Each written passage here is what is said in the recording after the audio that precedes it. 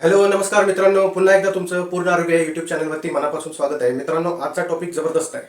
आज एक अशी वनस्पतीबद्दल तुम्हाला मी सांगणार आहे की त्याच्यामुळे तुमचे 90% आजारपण सगळे संपून जाणार. तुम्हाला कोणती आजारपणच होणार नाही, तुम्हाला कोणत्याही प्रकारचे रोग बिमारीच होणार नाही.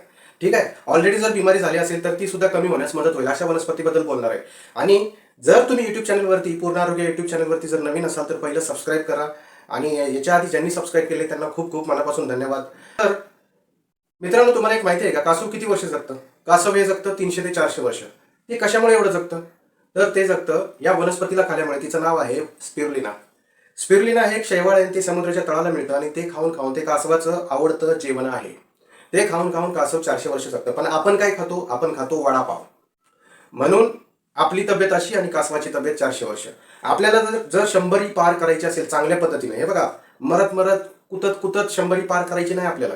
आपल्याला स्ट्रॉंग हट्टाखट्टा राहून 100 पार करायची आहे. जर अशी 100 पार करायची असेल तर स्पिरुलिनाला खाल्लंच खाल्लंच खाल्लंच पाहिजे. तुमचं वय किती असो, काही असो, लहान मुलं आहे, काही ते असे, आपल्याला मतलब नाही. स्पिरुलिना हे जेवणात पाहिजे. आता ते का पाहिजे हे मी टोटल डिटेल सांगितल्यावर मग तुमच्या लक्षात येईल की खरंच जे सांगितलेलं आहे ते बरोबर आहे.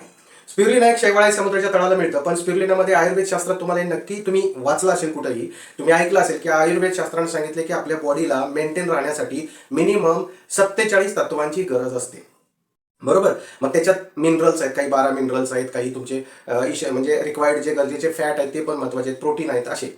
मग हे जे आहे, हे 47 तत्व आहेत. ही सर्व तत्व कधी मेंटेन होतात? ही सर्व तुम्ही जर रेग्युलर गाजर खाल्लं, पालक खाल्लं, टोमॅटो, हे ते सगळ्या गोष्टी जर तुम्ही व्यवस्थित, दूध वगैरे दररोज जर हे तुम्ही सर्व पंचभोग थाळी जर तुम्ही खाली तर तुम्हाला ही सगळी तत्व मिळणार. आणि तरीही सुद्धा तुमची डायजेस्टिव्ह सिस्टम, तुमची पचनाची क्षमता जर चांगली असेल तर या अन्नाचं रूपांतरण पूर्ण त्या घटकांमध्ये करतं, 47 तत्वांमध्ये. म्हणजे तुमची बॉडी पण फिट पाहिजे तरच त्या तत्वांची, तुम्ही खाल्लेल्या जेवणाची अन्नामध्ये चांगली एनर्जीमध्ये रूपांतर होणार त्या तत्वांमध्ये. मग आता आपल्याला जर डायरेक्ट तत्व कशात जर एकदम मिळाली तर किती मस्त होईल. तर ही जी तत्व आहेत ही आपल्याला मिळतात स्पिरुलिनामधून. स्पिरुलिनामध्ये 46 तत्व ऑलरेडी मिळतात. बरोबर. मग आता तुम्हाला हे सर्वांना माहित असेल की स्पिरुलिना, तुमच्या लक्षात आलं असेल की स्पिरुलिना किती ताकदवान आहे. बरोबर. 46 तत्व. आता तुम्ही म्हणाल सर 46, तुम्ही 47 म्हटलं आणि 46 तत्व याच्यात मिळतात. एक तत्व कुठलं आहे? एक तत्व कमी पडतं, ते व्हिटॅमिन सी. एस्कॉर्बिक ऍसिड जबरदस्त अँटीऑक्सिडंट, जिथं फ्री रॅडिकल्स पैदा होतात, ज्याच्यामुळे हार्ट अटॅक, बीपी, शुगर हे तकलीफ त्रास होतो, त्याला मारणारं व्हिटॅमिन सी आहे. आणि हे व्हिटॅमिन सी तुमच्या बॉडीमध्ये असणं गरजेचं आहे. आणि हे मिळतं आम्लामधून. आणि हे म्हणून तुम्ही आमलाचा ज्यूस सकाळी सरबत करून प्या, रस काढून प्या, काढा करून प्या. जसं पण आमला बॉडीमध्ये पाहिजे, व्हिटॅमिन सी पाहिजे, जे संत्र्यांमध्ये पण मिळतं, लिंबूमध्ये पण असतं. ठीक आहे. तर हे व्हिटॅमिन सीची मात्रा तुमच्या बॉडीमध्ये ठेवा. आणि मग तुम्हाला 46 आणि एक तत्व 7, हे जर दोन्ही एकत्र झालं तर याची ताकद वाढते, ॲब्सॉर्प्शन वाढतं आणि तुमची बॉडी हट्टीकट्टी राहते. बरोबर. आता हे चालतं कशावर? जिथं रक्ताची कमी आहे, जिथं अनिमिया, खूप खूप दिवस रक्त वाढते, इंजेक्शन घेतल्यानंतर 4 महिन्यानंतर परत हिमोग्लोबिन कमी. या केसमध्ये तुम्ही बघा, स्पिरुलिना खायला रेग्युलर चालू ठेवा, 6 महिने स्पिरुलिना. त्यानंतर मला सांगा, रक्त आयुष्यात कधीच कमी होणार नाही, एवढी खणखणीत बॉडी होते, ठणठणीत. आणि हे शेवाळ आहे, हे जर तुम्ही 1 चमचा खाल्लं काय, 2 चमचा खाल्लं काय, 10 चमचा खाल्लं काय, साईड इफेक्टचा काय मतलबच नाही. ठीक आहे. स्पिरुलिना चांगल्या कंपनीची, तुम्ही कधीही बघून स्पिरुलिनाचं सेवन करा. चांगली कंपनी असावी, शुद्ध, क्लीन, एकदम बेस्ट. ठीक आहे. स्पिरुलिना. आता त्याच्यासोबत आमला जरूर घ्या. आमला पण मिळते खूप साऱ्या मार्केटमध्ये, चांगल्या लेवलचा आमला तुम्ही घ्या. नाही तर तुम्ही जर शेतकरी असाल किंवा तुम्ही तुमच्या आजूबाजूला तुम्हाला अवेलेबल होत असेल आवळा, तर आवळ्याचं सेवन करा. कॅन्डी बनवून वगैरे मिळतात, ते तुम्ही खाऊ शकता. पण व्हिटॅमिन सी पाहिजे बॉडीमध्ये. ठीक आहे. आता स्पिरुलिना हे एकच झालं, याच्यावर स्पिरुलिना थांबत नाही. स्पिरुलिनाचे महत्त्व जर ऐकलं तर तुम्ही हैराण व्हाल. जर तुम्ही माहिती आहे तुमच्या बॉडीमध्ये, जर बघा तुम्ही रक्त कमी असेल तर डॉक्टर म्हणतात बीट खावा, डॉक्टर म्हणतात पालक खावा. या गोष्टी का खायला सांगतात? कारण त्याच्यामध्ये आयरन जास्त असतं, त्याच्यामधून हिमोग्लोबिन तुम्हाला जास्त मिळतं. स्पिरुलिनामध्ये पालकपेक्षा 6 पटीनं जास्त आयरन आहे. तर बघा, तुम्ही 6 वेळा पालकची भाजी खाणार, स्पिरुलिना एकदा खाणार, सेम आहे. एवढी ताकद आहे त्याच्यामध्ये. तुम्हाला टीबी पेशंट माहिती आहे? टीबी पेशंट काय करतो? गोळ्या खात असतो टीबीच्या, पण तो सुकत असतो. टीबी बरा होत असतो, टीबीचा रोगजंतू मरत असतो, पण त्याचे लाल पेशी कमी होत असतात. का होतात? त्याचा साईड इफेक्ट आहे. ते मोठे मोठे टॉप लेवलचे त्या गोळ्या असतात, त्या एकदम स्टँडर्ड बॉडीला हिट करतात. स्किनचा प्रॉब्लेम होतो, तकलीफ होते त्या पेशंटला. टीबीचा रोगजंतू मरतो, पण इकडून माणूस एकदम असा खांगावत जातो. मग आता हे जे आहे, हे कसं प्रोटेक्ट? तर त्यावेळी डॉक्टर म्हणतात प्रोटीन पाहिजे बॉडीमध्ये. तर बॉडीमध्ये प्रोटीन जायला, तर तुम्ही सांगा मला, जर त्याचं आतडं कमकुवत असेल तर त्यानं खालेल्या नॉनव्हेज सोर्स, डॉक्टर म्हणतात तुम्ही मटन खा, चिकन खा, तुम्ही अंडी खा, असे म्हणतात. मग त्याच्यामुळे मला सांगा, जर त्याची ऑलरेडी त्याची आतडी, डायजेस्टिव्ह सिस्टमचे जे आतडे कमकुवत झालेले आहेत, त्याला वैतागलाय तो टीबीचा पेशंट, आणि तो ते जेवणाला खाणार कसं तरी, कसं बसं तो खाणार, आणि त्या आतड्यामधून जाऊन परत त्याचं ते घुसळून त्याचं पचन करून ते रक्तात प्रोटीन बनायला किती वेळ लागेल? सामान्य माणसाच्या पोटामध्ये हे आतडं, नॉनव्हेज जे आहे ते 4-4, 8-5-5 दिवस, 6-6 दिवस थांबतं. ते बाहेर पडत नाही. आणि हे तर TB पेशंट. मग तुम्हीच विचार करा. मग माझ्या सांगण्याचा उद्देश काय, की जर डॉक्टर म्हणतात TB पेशंटला प्रोटीनसाठी अंडं खा, तर अंडीच्या 6 ते 7 पटीनं जास्त जे प्रोटीन आहे ते स्पिरुलिनामध्ये आहे. आणि स्पिरुलिना पचायला खूप हलकी. म्हणून स्पिरुलिना TB पेशंटला 100% 101% दिलंच पाहिजे. स्पिरुलिनासोबत आमला द्यायचंच, कारण स्पिरुलिनाची ताकद वाढवण्यासाठी आमला महत्त्वाचा आहे.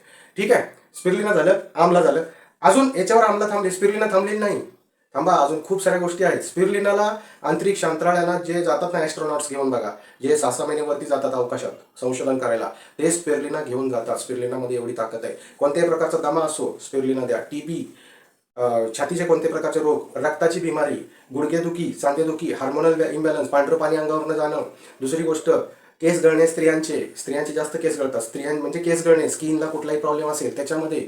दुसरी गोष्ट मेन महत्त्वाची म्हणजे इम्युनिटी पॉवर. तुमची रोगप्रतिकारक क्षमता मजबूत राहते, कारण प्रोटीन जबरदस्त आहे. आणि रोगप्रतिकारक क्षमता मजबूत राहिल्यामुळे तुम्ही बिमार पडत नाही.